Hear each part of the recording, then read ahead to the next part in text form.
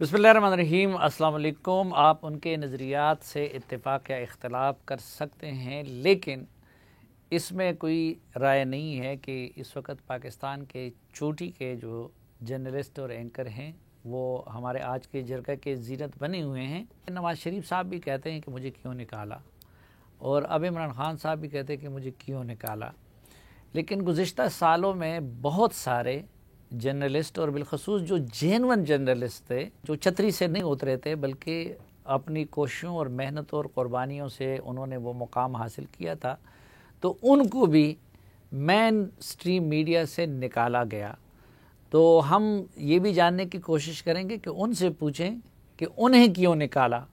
हालांकि उन्होंने किसी ने उनकी तरह फरियादें नहीं की कि हमें क्यों निकाला, हमें क्यों निकाला, बल्कि उसके बाद भी वो अपनी अपनी राय पे कायम रहे। लेकिन आगाज़ में हम जो सुप्रीम कोर्ट ऑफ पाकिस्तान का डिटेल जजमेंट आया है अदम एतमाद के मामले से मुतालिक, और उसमें एक अमरीकी जो साजिश की थ्योरी घड़ी है इमरान खान साहब ने, उससे मुतालिक जो सुप्रीम कोर्ट के मुत्तफ़िक़ा फ़ैसले में मंदुखेल साहब के इजाफ़ी नोट की बात मैं नहीं करता कि जो मुत्तफ़िक़ा फ़ैसला है उसमें क्या है, उससे उसकी तायीद होती है या तरदीद होती है। उसके बाद ये जो आर्टिकल 6 वगैरह की बातें हो रही हैं, तो क्या वो उसके लिए क्वालिफ़ाई करते हैं या नहीं करते, और अगर करते भी हैं तो क्या हुकूमत को उनके ख़िलाफ़ ये इनिशिएट करना चाहिए या नहीं।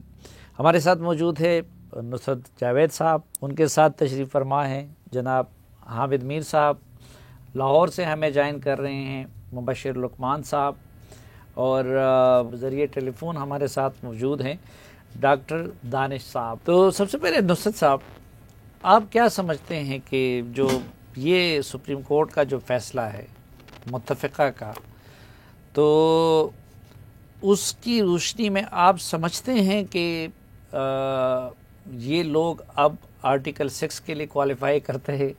देखिए, एक प्राइमरीली जो सूरी साहब ने जो फैसला किया, जो सुनाया, जो पढ़ा, जो बोला जी, आइन की जो ये शिक है वज़ीर आज़म को तहरीक अदम एतमाद के ज़रिए हटाना, उसको तो वायलेशन की कोई गुंजाइश ही किसी भी बुनियाद पर, अगर वो फॉर्मली पेश हो गई तो भाई उस पर गिनती लाजमी है। ठीक है ना जी? ठीक। अब अगर उन्होंने गिनती नहीं करवाई और साथ ही उसको एक कौमी सलामती की बुनियाद बनाया, तो फिर कौमी सलामती की बुनियाद आपने कैसे बनाया? तो टेक्निकली उसूली तौर पर उन्होंने हमेशा के लिए एक रास्ता बना दिया कि आइन की अगर आज वो वाली शिक वायलेट हो रही है तो कल को कोई और भी हो सकती है, तो इसकी कोई ना कोई सज़ा तो होनी चाहिए। लेकिन ये जो भानुमती का कुंभा बैठा हुआ है, ये बेचारा अपनी जान बचाने के चक्कर में है बेचारा। मेरा नहीं ख्याल कि इन दिलों में इतना पानी है कि ये कोई ऐसा कदम उठा पाएंगे, इसी तनख्वाह पे गुजारा करेंगे। यानी जो स्पीकर आइन बनाया जुल्फ़िकार अली भुट्टो ने, पीपल्स पार्टी की हुकूमत थी ना, और ये तहरीक अदम एतमाद वाला आर्टिकल उनका मुतारिफ करवाया हुआ है, उस जमात का नुमाइंदा है राजा परवेज़ अशरफ, और कासिम सूरी ने हाउस पे ऐलान किया है कि मैं मुस्तीफ़े भी हो रहा हूँ।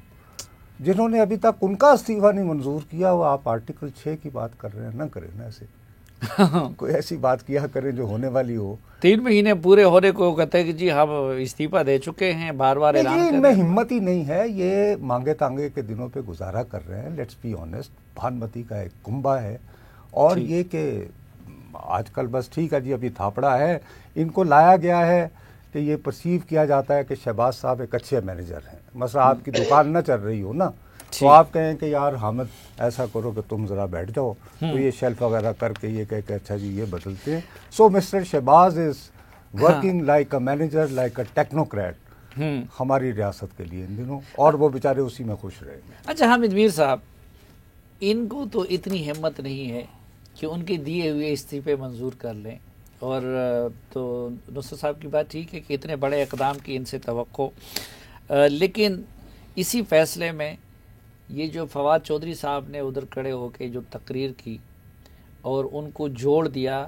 उस वक़्त की अपोजिशन और आज की हुकूमत को अमरीकी साजिश से, اور حوالہ دیا آرٹیکل 5 کا، تو ایک لحاظ سے تو اسپیکر نے وہ رولنگ دے کے ساری اپوزیشن کو خود غدار اور غیر محب وطن قرار نہیں دیا. اور آپ کیا سمجھتے ہیں کہ آرٹیکل 6 کے لیے یہ لوگ ان میں ہمت ہے یا نہیں، لیکن فٹ ہو جاتے ہیں یا نہیں؟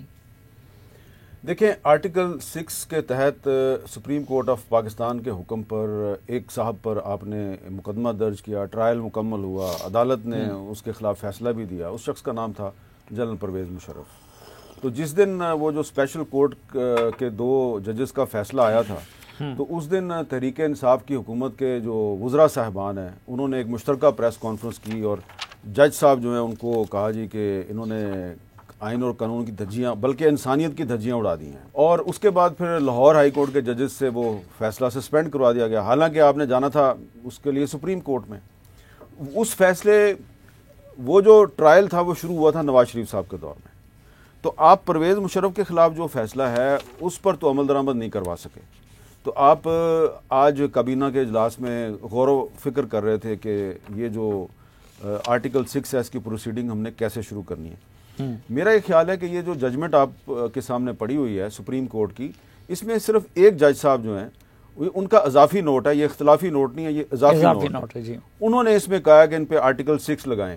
لیکن میری جو تھوڑی سی جو انڈرسٹینڈنگ ہے قانون کی، کہ اس پوری ججمنٹ میں یہ کہا گیا کہ انہوں نے آئین کی خلاف ورزی کی ہے. تو آئین کی خلاف ورزی پر آرٹیکل 6 نہیں لگ سکتا. ہاں، اگر آپ آئین کو ایبروگیٹ کریں، آئین کو توڑ دیں، تو وہ پھر آپ آئین سے غداری کا الزام لگا سکتے ہیں.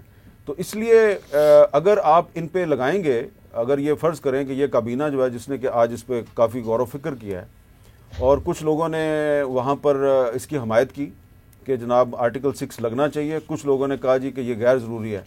فرض کریں کہ آپ لگاتے ہیں، تو میرے جیسا آدمی تو یہ سوال اٹھائے گا کہ بھی آپ پرویز مشرف پہ تو لگا نہیں سکے، یعنی کہ اس پر تو فیصلہ بھی آ گیا، تو اس پر تو آپ لگا نہیں سکے، تو آپ ان پہ اس لیے لگا رہے ہیں کہ یہ سولینز ہیں، یہ سیاستدان ہیں. اب رانا ثناء اللہ صاحب کہتے ہیں جی کہ مشرف صاحب پہ ہم اس لیے نہیں لگا سکتے کہ وہ تو بیمار ہیں. تو بھائی وہ تو بیمار ہیں، اللہ تعالیٰ ان کو صحت دے. لیکن پاکستان میں جو پارلیمانی جمہوریت ہے، یہ آپ کہتے ہیں جی کہ مدر آف ڈیموکریسی جو ہے یہ برطانیہ ہے، یہ وہاں سے وہ سسٹم آیا ہوا ہے. تو ایک اولیور کرومویل تھا، اس کا مجسمہ آج بھی برطانوی پارلیمنٹ کے باہر لگا ہوا ہے. اس کو قبر سے نکال کر پھانسی دی گئی تھی علامتی طور پہ، تاکہ آئندہ سے کوئی اس طرح کی ایکٹیویٹی میں حصہ نہ لے. تو اس لیے میں سمجھتا ہوں کہ اگر آپ جسٹس وقار سیٹھ کا جو فیصلہ ہے اس پر آپ عمل درآمد کرنے کی ہمت نہیں رکھتے، تو آپ کو چاہیے کہ یہ جو آرٹیکل 6 کی جو کہانی ہے اس ججمنٹ تک میں آ گیا ہے تو اس کو آپ یہیں پہ ختم کر دیں. اگر آپ کریں گے تو ظاہری بات ہے پھر ایک نیا ایک بہت بڑا مسئلہ شروع ہو جائے گا کہ مشرف کو تو آپ سزا دے نہیں سکتے، تو آپ عمران خان صاحب کو کیسے دیں گے؟ اچھا مبشر رحمان صاحب، ایک یہ جو غداری کا کھیل پاکستان میں کھیلا جا رہا ہے عرصے دراز سے، حالانکہ اس سے سنگین جرم کوئی ہو ہی نہیں سکتا، لیکن ہم نے اس کو مذاق بنا لیا ہے. اب یہاں پہ فواد چودھری صاحب کھڑے ہو کے وہ کہتے ہیں کہ یہ جو عدم اعتماد کا سارا منہ ہے یہ باہر سے ہے اور سازش ہے، اور اس لیے آپ اس کو ریجیکٹ کر لیں. اور اسپیکر اس پہ رولنگ دیتے ہیں کہ یس، ہم اس لیے اس پہ رائے شماری نہیں کرتے، اس لیے آئینی تقاضا پورا نہیں کرتے کہ اسپیکر رولنگ دے کے ایک لحاظ سے اپوزیشن کے تمام لوگوں کو آرٹیکل 5 کے تحت غیر محب وطن ڈکلیئر کر دیتا ہے. تو ان لوگوں کو اپنے جب آپ سپریم کورٹ نے کہہ دیا کہ بھئی وہ رولنگ غلط تھی، تو اس کا کیا کیا جائے کہ ان لوگوں کے بارے میں انہوں نے جو آلریڈی فتویٰ دیا ہے ایک لحاظ سے غداری کا، تو اس کا کیا کیا جائے؟ کہ اس کی بنیاد پہ اب ان کے خلاف ان کو عدالت میں نہیں جانا چاہیے کہ بھئی ہمارا آپ اپنا ایک انیشیٹو تھا، ایک ڈیموکریٹک پروسیس تھا، اور آپ نے اسمبلی کے فلور پہ ہمیں غیر محب وطن یا امریکی ایجنٹ قرار دے کے اور ہمارے خلاف یہ رولنگ دے دی. اب بات یہ ہے کہ یہ بالکل صحیح ہے کہ یہ ہوا ہے، انہوں نے بہت کچھ کیا ہے اور غلط کیا ہے، اور جو سپریم کورٹ کی بھی رولنگ آئی ہے اس کے تحت یہ آرٹیکل 6 کے مرتکب بھی ہوئے ہیں. میں کلیئر اس میں سمجھتا ہوں. اب وہ کس نے کرنا ہے، کیسے کرنا ہے، وہ نہ آپ نے کرنا نہ میں نے کرنا ہے. ہم تو اس کے اوپر رائے دے سکتے ہیں, آرا دے سکتے ہیں, ہم اس کے اوپر تجزیہ دے سکتے ہیں. حامد میر صاحب نے بھی صحیح بات کی ہے کہ اگر آپ نے کرنا ہے تو جس کے اوپر کورٹ نے آرڈر دیا وہ وہاں سے شروع کر لیں, قطع نظر اس کے کہ وہ میرے دوست ہیں یا آپ کے جاننے والے ہیں یا کسی اور کے واقف ہیں. لیکن اگر ہم نے اپنے ہی قوانین کو امپلیمنٹ نہیں کرنا تو پھر ان قوانین کا فائدہ نہیں ہے, پھر ان کو رکھنے کی ضرورت نہیں ہے. پھر تو اب خامخواہ کی ایک تلوار ٹانگی ہوئی ہے جبکہ اسے کچھ ہونا نہیں ہے. تو میرا خیال ہے کہ اب فیصلہ آ گیا ہے کہ پاکستان میں ہمارے جو لیجسلیٹرز ہیں, لا میکرز ہیں, ان کو ریوزٹ کرنا ہے اپنا آئین کئی چیزوں کے حوالے سے. ایک تو یہ جو آپ نے نشاندہی کی, کورٹ میں جائیں نہ جائیں وہ تو ان کا پروگیٹو ہے, لیکن fact of the matter is کہ یہ جو پچھلی گورنمنٹ ہے اس نے بہت خوفناک قسم کی وائلیشنز کی ہیں اور ان پہ معافی نہیں ہو سکتی. لیکن یہ بھی ہے کہ میرا خیال ہے کہ یہ 17 تاریخ تک ویٹ ہو رہا ہے اور جو کچھ ہونا ہے آپ کو 17 کے بعد کافی ایکٹیویٹی نظر آ سکتی ہے. آئی تھنک کہ ابھی کیونکہ پی ایم ایل این یا پی ڈی ایم جو ہے اس کی حکومت بائی الیکشنز میں گئی اور اس کو مہنگائی اور پیٹرول اور بجلی کی قیمتیں ان سب کو اپنی کانسٹیٹوئنسیز میں لڑنا پڑ رہا ہے, تو وہ اس سے زیادہ ایپل کارٹ کو ڈسٹرب نہیں کرنا چاہتے. بٹ 19 تاریخ کے بعد میں یہ سمجھتا ہوں کہ آپ کو بہت چیزوں پہ موومنٹ نظر آ جائے گی. ایک بات میں ضرور کہنا چاہوں گا اور اس کا میں بھی قصوروار ہوں, میں بھی ذمہ دار ہوں, میں کسی سیاسی لیڈر کی بات نہیں کر رہا, میں اپنی ذات کی بات کر رہا ہوں کہ ہم لوگ بڑے ہمیں لوز ٹاک کا شوق بھی ہوتا ہے, ہم میں سے کچھ لوگوں کو, مجھے تھا, میں مان رہا ہوں, اور اس کی گنجائش اب نہیں ہونی چاہیے. وہ چاہے آپ سے شروع کریں چاہے آپ میرے بعد والے سے شروع کریں, لیکن کہیں نہ کہیں آپ کو شروع کرنا پڑے گا. You have to make people accountable. End of story. Doctor Danish sahib, آپ کیا سمجھتے ہیں کہ اس فیصلے کے بعد کیا ہونا چاہیے اور اس کے کیا نتائج نکلیں گے؟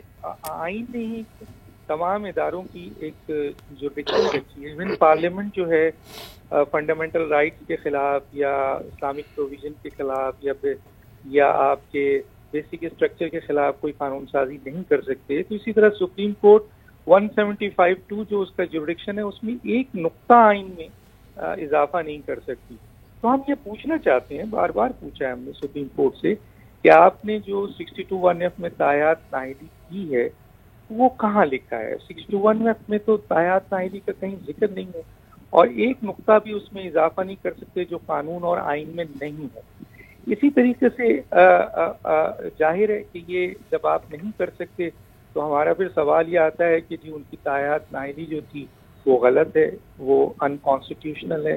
تو ان کو جو نکالنا تھا, جس طرح سے بھی نکالا گیا, جو ورڈکٹ ہے وہ انکانسٹیٹیوشنل ہے. عمران خان صاحب کو جو نکالا گیا وہ آئین کے آرٹیکل 95 کے تحت جو ایک عدم اعتماد کی تحریک ہے, یہ جو میجورٹی کو یہ حاصل ہے پارلیمنٹ میں کہ وہ عدم اعتماد پیش کرے, اور اگر وہ تعداد پوری کر دیتا ہے جو ریکوائرمنٹ ہے تو پھر اس کو ہٹایا جا سکتا ہے. تو دونوں کے کہنے میں کہ مجھے کیوں نکالا بہت فرق ہے. نہیں, ایک بنیادی فرق تو یہ کہ وہ ان کو عدلیہ نے نکالا اور ان کو پارلیمنٹ نے نکالا.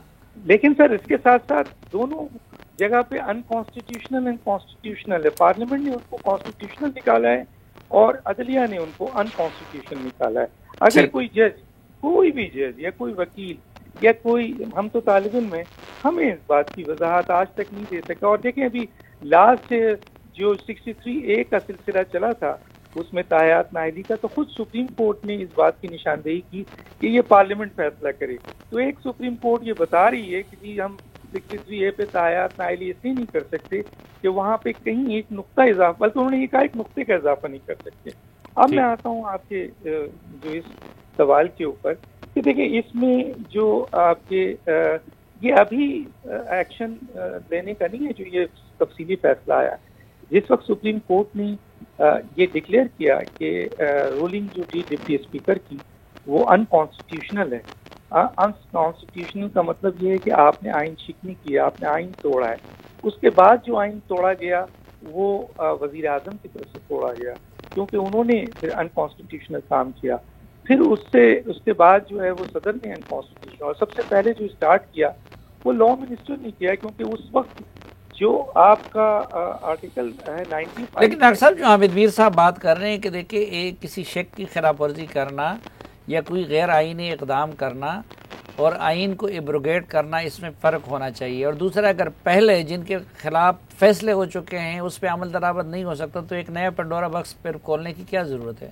حامد میر صاحب کا یہ کہنا بالکل صحیح ہے کہ اگر ایک فوجی ڈکٹیٹر کو جس نے آئین کو معطل کیا، ایبروگیٹ کیا، اس کے اوپر آرٹیکل 6 لگا، آرٹیکل 6 اس کے اوپر امپلیمنٹ نہیں کریں گے اور صرف سویلین کے اوپر کریں گے تو پھر یہ سوال اٹھے گا کہ جی آپ نے سویلین کو تو کیا، ایک آرمی جو ہے ڈکٹیٹر کو نہیں کیا. بریک لیتے ہیں، واپس آئیں گے تو گفتگو کا سلسلہ یہیں سے آگے بڑھائے گا. ہمارے ساتھ رہیے.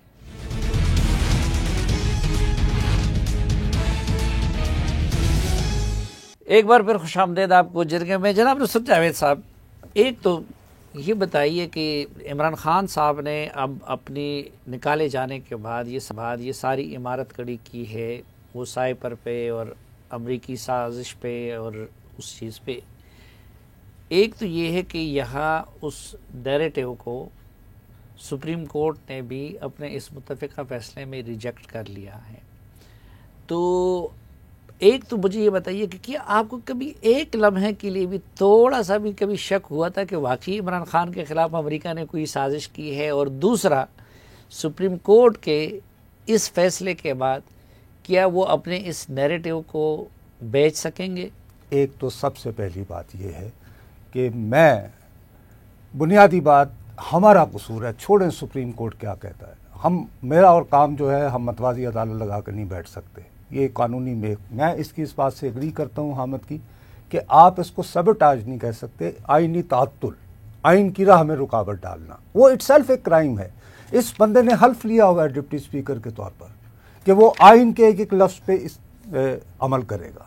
آپ اس کو ایکٹیویٹ کر کے الیکشن کمیشن میں اس کو آپ ڈسکوالیفائی کروائیں تاحیات کہ حلف کی خلاف ورزی تو ایک اصول بنتی ہے نا، وغیرہ وغیرہ. لیکن آ جاتے ہیں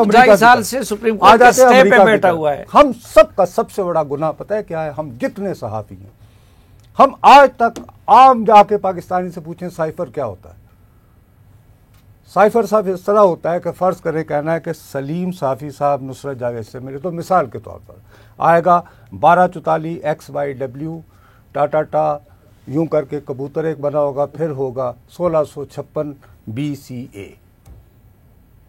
یہ جو کوڈ ہوتا ہے سر، یہ روزانہ بدلتا ہے.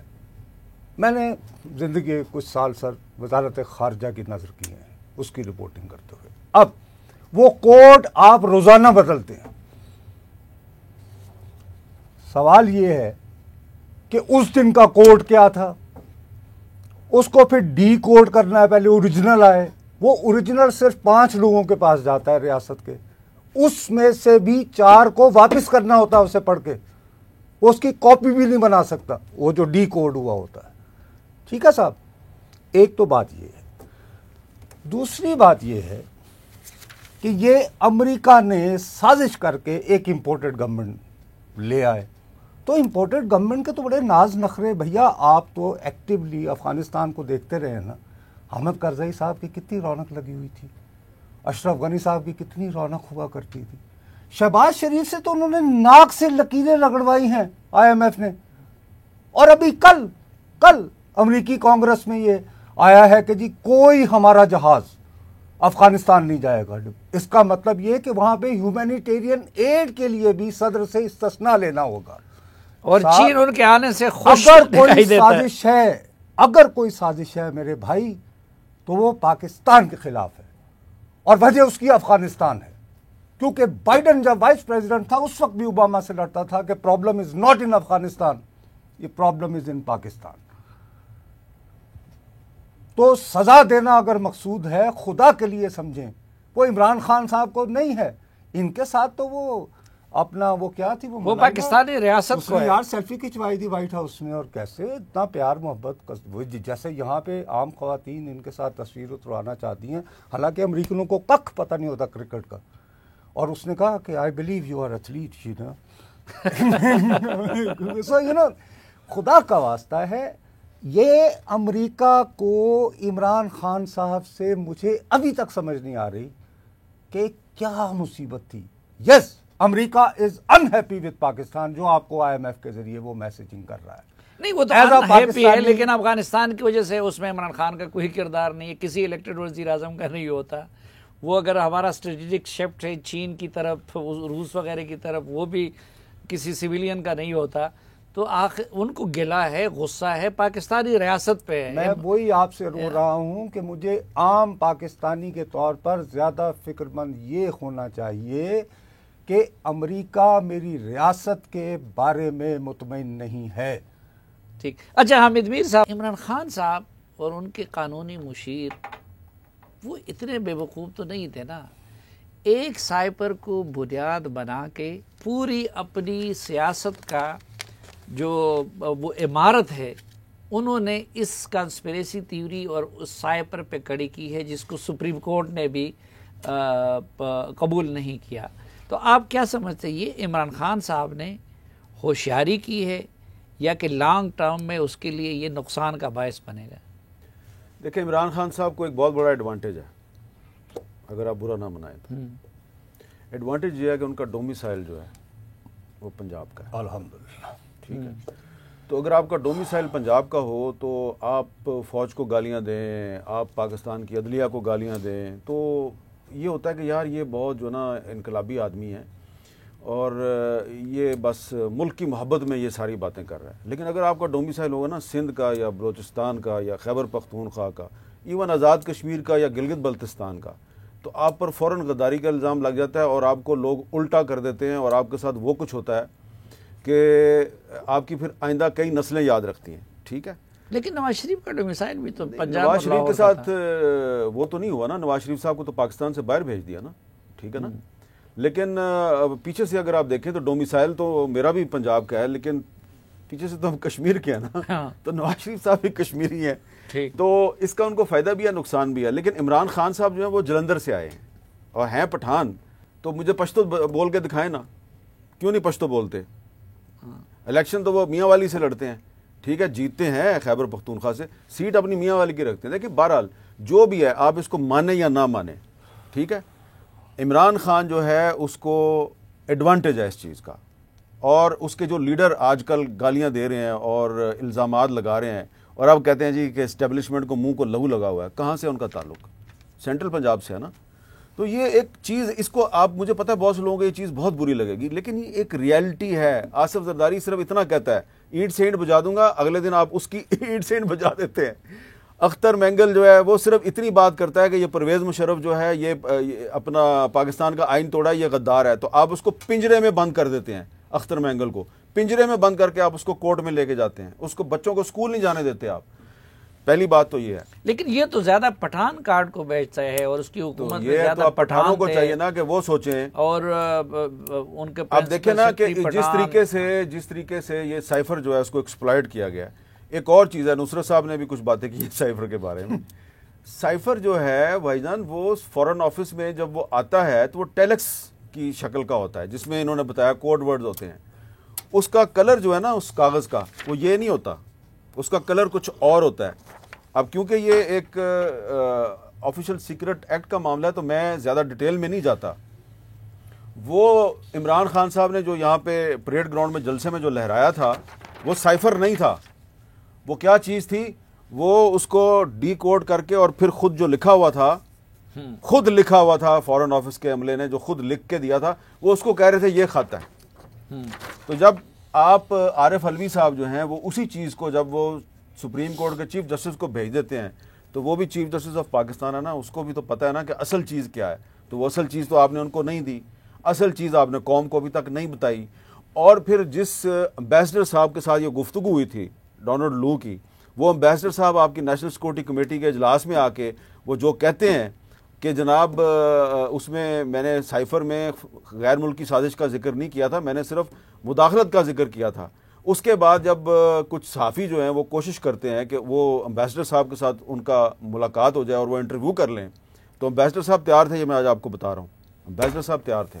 ہاں، آپ کے فورن آفس کی جو نئی انچارج تھی ہنا ربانی کھر صاحبہ، انہوں نے کہا کہ اگر آج ایک امبیسڈر کو میں یہ اجازت دوں گی کہ یہ انٹرویو دے تو کل کو بہت سے امبیسڈر انٹرویو دیں گے، اس لیے سیاسی فائدے کے لیے میں اس امبیسڈر کو ملاقات اور انٹرویو کی اجازت نہیں دیتی، تو انہوں نے انٹرویو سے روک دیا. اگر ان کا انٹرویو ہو جاتا تو قوم کو پتہ چل جاتا کہ اصل میں وہ جو سائفر بھیجنے والا تھا اس نے کیا بھیجا تھا، اور جو عمران خان صاحب قوم کو بتا رہے ہیں وہ کیا ہے. تو یہ جو ساری بیچارے کا تو جینا حرام کر دیا ہے، سارے سفارتکاروں کا، پاکستانی سفارتکاروں پہ کوئی اعتبار پوری دنیا میں اعتبار نہیں کرتا. لیکن اصل بات یہ ہے کہ عمران خان صاحب کے بارے میں یہ جو باتیں میں نے آپ کو بتائی ہیں یا نصرت جاوید صاحب نے بتائی ہیں، یہ ہمارے بہت سے ٹاپ کے لوگ بتا سکتے ہیں نا، لیکن کیونکہ عمران خان کا ڈومیسائل بڑا ایڈوانٹیج فل ہے، اس لیے ان کے بارے میں یہ بات نہیں ہوتی. لیکن مبشر صاحب ایک تو یہ بتائے کہ یہ جو لاڈلا پن ہے عمران خان صاحب کا، اور ابھی تک کسی نہ کسی شکل میں لاڈلے نظر آتے ہیں، تو آپ کے نزدیک اس کی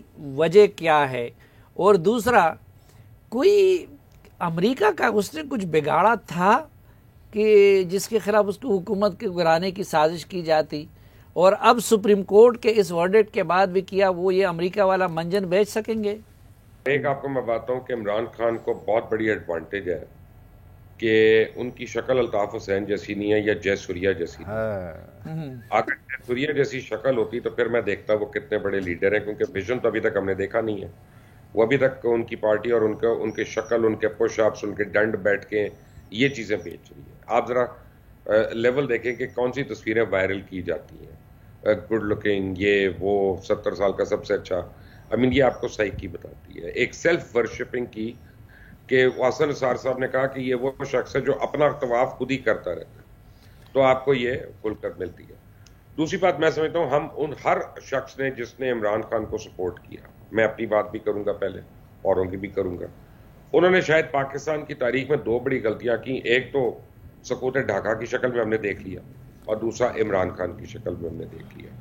مجھے تقریباً 2.25 سال پہلے نہیں، آپ یہ سمجھتے ہیں کہ عمران خان کو سپورٹ کرنا یہ سقوط ڈھاکہ کے جیسی بڑی غلطی؟ وہ اس کو جنرل امیر عبداللہ نیادی سے جوڑ رہے ہیں نا. میں بالکل اپنا، اور میں آپ کو ایک بات بتاتا ہوں، مجھے ایک دفعہ عمران خان نے بلایا اور نے کہا کہ مبشر تم کیا سمجھتے ہو میں یو ٹرن لیتا ہوں؟ میں کہا نہیں، بالکل نہیں. تو کہتا پھر کہتے کیوں نہیں ٹی وی پہ؟ میں نے کہا آپ تو راؤنڈ اباؤٹ پہ ہیں، کوئی ٹرن تو لے لے بابا، تو پھر پتا چلے یو ٹرن. مجھے 1.5-2 سال پہلے صافی صاحب آن اے ویری سیریس نوٹ ایک بہت سینئر چائنیز آفیشل نے بتایا تھا.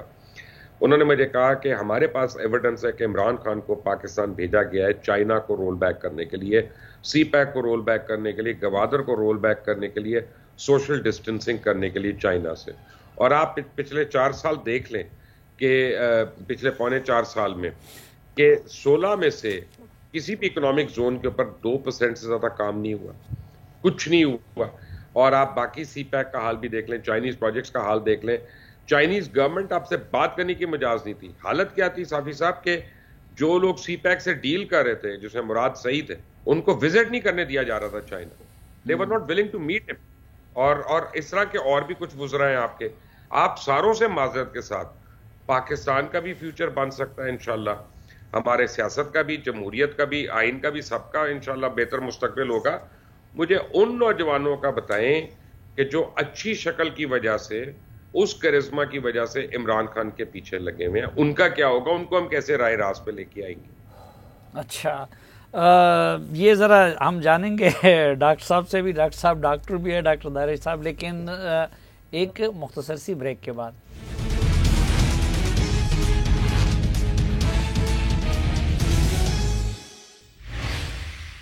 ایک بار پھر خوش آمدید آپ کو جرگے میں. ڈاکٹر دانش صاحب، اگر امریکہ نکالا تو پھر سوال یہ کہ عمران خان کو کس نے نکالا، اور اس دوران آپ کو میڈیا کے مین سٹریم سے کس نے نکالا؟ ہم نے سنا کہ پاکستان کی جو آپ کے جو بائیڈن کے خلاف باضابطہ عمران خان صاحب نے ٹرمپ کی حمایت میں ہماری سفارتکاروں کو وہاں استعمال کیا، سفارت خانے کو استعمال کیا، جس کی اطلاع ان کو بھی تھی. ظاہر لائکنگ اینڈ ڈس لائکنگ جو بائیڈن کو تھی. اب آپ کا بڑا خوبصورت سوال تھا، اس سوال کو میں بھی کبھی کبھی پوچھتا ہوں کہ عمران خان صاحب نے آخر امریکہ کا ایسا کیا بگاڑ دیا اپنے جو بائیڈن سے آنے سے پہلے، جس کی بنیاد پر امریکہ ان کے خلاف ہو گیا. اگر ہم دیکھیں تو ابھی جس طرح مبشر لقمان نے بڑی زبردست بات کی کہ سی پیک کا جو ایریا تھا، آپ کو یاد ہے کہ سی پیک کے حوالے سے ان کے ایک وزیر نے تو باضابطہ بیان بھی دیا تھا لیکن انڈسٹریز کے وزیر، لیکن اس کا نتیجہ یہ ہوا ہے کہ ان کو سیک نہیں کیا گیا. پھر 9 کمرشل زون میں سے جیسے کہا کہ 2% کام ہوا ہے، میری اطلاع تو یہ ہے کہ 0% کام ہوا ہے. عامر بھائی صاحب یہ بتائیے، اگر امریکہ نے نہیں نکالا تو کہیں ایسا تو نہیں ہے کہ انٹی امریکن جو پاکستان کے دوست ممالک ہیں ان کا کوئی کردار تھا ان کو نکالے جانے میں؟ اگر نہیں تو کس نے نکالا؟ نہیں دیکھیں، عمران خان کو عمران خان نے نکالا ہے، سیدھی سی بات ہے. ان کا یہ خیال تھا اور وہ خود کہہ بھی چکے ہیں کہ میں نے تو کبھی سوچا بھی نہیں تھا کہ میری جگہ پہ شہباز شریف کو قبول کر لیں گے. اور امریکہ کا تو خیال ان کو بہت بعد میں آیا. یہ تو دسمبر 2020 میں جب پی ڈی ایم ستمبر میں بنی تھی، ستمبر 2020 میں بنی تھی پی ڈی ایم، تو اس کے بعد جب پیپلز پارٹی کا اور نون لیگ کا اختلاف ہوا کہ لانگ مارچ کرنا یا استعفے دینے ہیں، تو عمران خان صاحب نے دسمبر 2020 میں خود بیان دیا تھا کہ یہ سڑکوں پہ کیوں آتے ہیں، یہ میرے خلاف نو کانفیڈنس لے کے آئیں. یہ عمران خان صاحب نے کہا تھا. میرے پاس وہ ان کا کلپ موجود ہے جس میں وہ کہہ رہے ہیں کہ آپ میرے خلاف نو کانفیڈنس لے کے آئیں. اس کے بعد انہوں نے اندر باہر کرنا شروع کر دیا. کبھی شہباز شریف کو گرفتار کر رہے ہیں، کبھی زرداری صاحب پہ مقدمہ بنا رہے ہیں، کبھی فریال تالپور پہ مقدمہ بنا رہے ہیں. پھر انہوں نے بیک ڈور چینل شروع کیا پیپلز پارٹی کے ساتھ. پیپلز پارٹی جو ہے وہ ابھی اس کی تفصیلات نہیں بتانے کے لیے تیار. پیپلز پارٹی کے ساتھ بیک ڈور چینل کھولا کہ آپ ہمارے ساتھ بات کریں، آپ ہمیں سندھ میں ایڈجسٹ کریں، ہم آپ کو مرکز میں ایڈجسٹ کرتے ہیں، اور پھر مل کے الیکشن لڑیں گے اور 2022 کے ستمبر اکتوبر میں الیکشن کروائیں گے، اور ہم مل کے یہ مسلم لیگ نون جو ہے اس کو ہم نے سبق سکھانا ہے. تو پیپلز پارٹی کے جن صاحب کو انگیج کیا گیا تھا وہ تھوڑے سے ڈی ٹریک ہو گئے. ان کو کہا یہ گیا تھا کہ آپ نے صرف گفتگو کر کے اور انفارمیشن ہمیں لا کے دینی ہے. وہ جو ہے وہ انہوں نے پریشرائز کرنا شروع کر دیا کہ یہ بڑا اچھا منصوبہ ہے اور ہماری تو لڑائی مسلم لیگ نون سے ہے، تو ہمیں یہ منصوبہ جو ہے اس پہ عمل درآمد کرنا چاہیے. تو ان کو پھر سائڈ پہ کیا گیا اور پھر زرداری صاحب جو ہیں انہوں نے یہ نون لیگ والوں کو بتا دیا کہ یہ منصوبہ ہے تم لوگوں کے خلاف، اور اگلے سال جو ہے انہوں نے الیکشن کروانا ہے. یہ 2021 کے ستمبر اکتوبر کی بات ہے. تو اس وقت پھر نون لیگ جو ہے اس نے اپنا نیریٹو چینج کیا کہ نہیں، استعفے نہیں دینے، اب ہم نے نو کانفیڈنس کی طرف جانا ہے. اور اس کے بعد جب راضی ہو گئے تو پھر اب مسئلہ یہ تھا کہ نون لیگ پریشرائز کر رہی تھی پیپلز پارٹی کو کہ پرائم منسٹر آپ کا آئے گا، آپ زرداری صاحب کو بنائیں یا کسی کو بھی بنائیں. اس پہ پھر ان کا کافی ہوتا رہا اور آخر میں زرداری صاحب نے کنونس کیا نواز شریف صاحب کو اور شہباز شریف صاحب کو کہ پرائم منسٹر آپ کی پارٹی کا ہوگا. تو عمران خان اس غلط فہمی میں رہا کہ آصف زرداری کبھی شہباز شریف کو وزیر اعظم نہیں بنائے گا، کیونکہ اس نے تو کہا تھا میں تمہیں لاہور کے بھاٹی چیک میں الٹا لٹکا کے تمہارے سے میں لوٹی ہوئی رقم لوں گا. لیکن زرداری صاحب سیاستدان تھے، ان کو پتا تھا کہ میں نے اگر عمران خان کو نکالنا ہے تو پھر میجورٹی پارٹی کا پرائم منسٹر آئے گا، اور میجورٹی پارٹی کا پرائم منسٹر ایسا ہونا چاہیے جو ان کو بھی قابل قبول ہو، جن کے ساتھ ہمارا ایٹ کھڑکا رہتا ہے. تو اس طرح عمران خان جو ہے وہ نکل گئے. قوم کو کنونس کرنے میں عمران خان کا کوئی ثانی نہیں ہے. عمران خان صاحب ساری قوم کو اپنا یہ بیانیہ سیل کرنے میں کامیاب ہو گئے کہ جی مجھے امریکہ نے سازش کر کے وہ کر دیا. اچھا، دوسرا کہ ان کی زندگی کیسے گزری، جوانی کیسے گزری، مغرب میں کیا گورسپینت فلاں فلاں، لیکن وہ ریاست مدینہ بنانے والے بن گئے. تو کیا خیال ہے کہ اب یہ مبشر لقمان وغیرہ تو بڑے مایوس ہو گئے ہیں، میں اور آپ ان کے مداح نہیں بن جاتے؟ دیکھیں، ایک بندے میں اتنی بڑی کمال کی صلاحیت ہے. میں جہاں تک ان کی کمیونیکیشن سکل ہے اور لوگوں تک اپنا پیغام پہنچانا ہے، اور اس کے لیے انہوں نے جدید ترین ذرائع ٹیکنالوجی سب استعمال کی. لیکن بھائی جان، ایک بات میری بھی التجا سن لیں. آپ بہت اچھے گفتگو کے ماہر ہوں، ٹھیک ہے جی، مطلب آپ غالب جتنے شاعر ہوں، لیکن آپ کی شاعری پر پابندی ہو، اسے خاموشی میں بھی آپ یعنی اپنے آپ تک بھی دہرانے تک محدود رہیں، سرگوشی میں بھی نہ بتا سکیں کسی دوست کو گھر بلا کے کر کے، تو پھر لوگ یہی سمجھیں گے کہ ذوق بڑا شاعر ہے. صاحب اس یعنی پروجیکٹ کے لیے مثلا میرے جیسے بدنصیب نے، ہم کہاں کے دانا تھے، کس ہنر میں یکتا تھے، تو سب سے پہلے ماشاءاللہ پل آؤٹ کیا گیا. یہ آپ کو کیوں نکالا؟ آپ نے کیا بگاڑا تھا؟ میری بدقسمتی یہ کہ جی میرا تعلق بھی چونکہ لاہور سے ہے، اور میں لاہور بھی میں قدیم لاہور سے اندرون شہر کا ہوں، اور یوسف صلاح الدین صاحب کی جو حویلی ہے وہ پیدل چلتے ہوئے جہاں میں پیدا ہوا تھا اس سے 8 منٹ کے فاصلے پر ہے. وہاں پہ ہمارے اسی حویلی میں شاہد ندیم ہمارے دوست بھی رہتے تھے، تو یہ وہاں آتے جاتے تھے، تو میں چونکہ ان کو لاہور سے تھوڑا بہت جانتا تھا، اچھا، تو مطلب میری دوستی ان سے نہیں رہی، کیونکہ مجھے کرکٹ کا کبھی شوق نہیں تھا، میں یہ نہیں پڑھاکو قسم کا بچہ نہیں، عمران خان صاحب ان لوگوں سے بہت خوفزدہ رہتے جو ان کو جانتے ہیں ان کو. تو اس میں تھوڑا بہت مجھ سے یہ غلطی ایک اور ہو گئی کہ یہ جب یہ لاہور کراس کر کے جب اکاڑا وغیرہ کا ذکر آیا، اور پھر وہ یہ جو ٹرانس ستلج، جب یہ جو پاک وطن، ساہیوال، ان علاقوں سے میں بخوبی واقف ہوں، تو میں نے اشارے کنایوں میں اور وہاں کے لوگوں سے جویا کون ہوتے ہیں، لالیکاز کون ہیں، وٹوز کیا ہیں، 1985 سے ظاہر ہے کبھی مانیکاز کون ہیں، وہ تو دیکھیں جی، غلام احمد مانیکا صاحب جو ہیں وہ اتنے بڑے آدمی تھے کہ ان کی گاڑی میں بیٹھ کر محمد خان جنیچو جو ہیں وہ اوتھ لینے گئے تھے وزیر اعظم صاحب کا. ارے اٹس اے فیکٹ، مانیکا، مان سے یعنی فخر، پراؤڈ، تو وہ ایک الگ کہانی ہے. تو اس میں یہ کہ میں اشاروں کے نام میں بات کرتا رہتا تھا، لیکن میرا نہیں خیال تھا، مطلب یہ کہ دیکھیں میں آپ کو بتاؤں، میں نے استادوں سے ایک سیکھا ہے، ہمیں بطور صحافی، بطور رپورٹر خود سٹوری نہیں بننا چاہیے، ہمیں لوگوں کا ذکر کرنا چاہیے. دوسری بات یہ کہ جب ہم کسی کے بارے میں کچھ تنقیدی الفاظ کہتے ہیں تو ہمیں یہ کہیں کہ ہمیں کوئی کچھ نہیں کہے گا، اس کے لیے بھی ہمیشہ ذہنی طور پر تیار ہوتے ہیں. ماشاءاللہ میں پاکستان کی ہر حکومت میں ذلیل و رسوا ہوا ہوں، لیکن چونکہ ان دنوں ٹیلی ویژن نہیں تھا، یوٹیوب نہیں تھا، تو میں اپنے غم کی داستان پوری طرح بیان نہ کر پایا. لیکن اس کے باوجود آج سے کوئی 20-25 سال پرانی بات ہے، بلکہ اس سے بھی زیادہ، میری ایک خالہ کی بیٹی تھی، بالکل انہوں نے مجھے ماں کی طرح، وہ مجھ سے یعنی بہت عمر میں زیادہ تھی، تو میں ذرا تھوڑا سا اس زمانے میں میرے بال اچھے ہوتے تھے، رنگ بھی گورا سا تھا، تو کچھ خواتین پوچھ لیتی تھی نا کہ کیا کرتا ہے، تو میری جو بہن ہے نا فوراً سمجھ کے نا، تو وہ بہت تیز تھیں، کہتی تھی میرا جڑا بھرا ہے نا 16 جماعتاں تے 19 نوکریاں پاس ہے. تو میں نے اس وقت 19 نوکریاں پاس کی ہوئی تھی. لیکن آخری عمر میں آپ کو ذلت ہوتی ہے کہ جب آپ کو پل آؤٹ کیا جاتا ہے اور پھر تباتر کے ساتھ کہا جاتا ہے کہ صاحب ان کو تو ہمیں تو نہیں، وہ تو کہہ رہے تھے کہ ریٹنگز نہیں آ رہی. ریٹنگز نہیں آ رہی تو 2 سال بعد 1 سال کا کانٹریکٹ کیوں زبردستی آپ پہ تھوپتے ہیں، اور آپ اس 1 سال کی ایکسٹینشن جو ہے آپ کہہ رہے ہیں کہ نہیں یار میں اب آرام کرنا چاہ رہا ہوں، وغیرہ وغیرہ وغیرہ. آپ کی تحقیر کرنا، آپ کو ذلیل کرنا. میں نے اللہ کے فضل سے ہمیشہ خود نوکری سے استعفیٰ دیا ہے. ایک مرتبہ ضیاء الحق کے زمانے میں نکالا گیا تھا، اور یہاں کا ہر پرانا صحافی جانتا ہے، میں اقبال ہال میں ان دنوں جی پریس کلب ہوتا، اس کے صوفے پہ 6 مہینے سوتا رہا ہوں. مجھے کوئی اس سے فرق نہیں پڑتا جی، بے روزگاری، تکلیف آپ ضرور کریں، لیکن ساتھ میں یہ کہ آپ بندے کو کی آپ تذلیل نہ کریں. انہوں نے یہ کیا کہ جو لوگ جن کو تھوڑا سا تجزیہ کرنے کا شوق ہے، جو آپ کی پسند کی بات نہیں کرتے اور لوگ ان کی بات سن لیتے ہیں، ان کی تحقیر کرو، انہیں لفافہ بناؤ، انہیں ثابت کرو وہ غیر اخلاقی ہیں، اور وہ سب کچھ کر کے ان کو آف کر کے جب آپ ایک ہی گانا سناتے رہیں گے تو لوگوں کو وہی یاد ہوگا.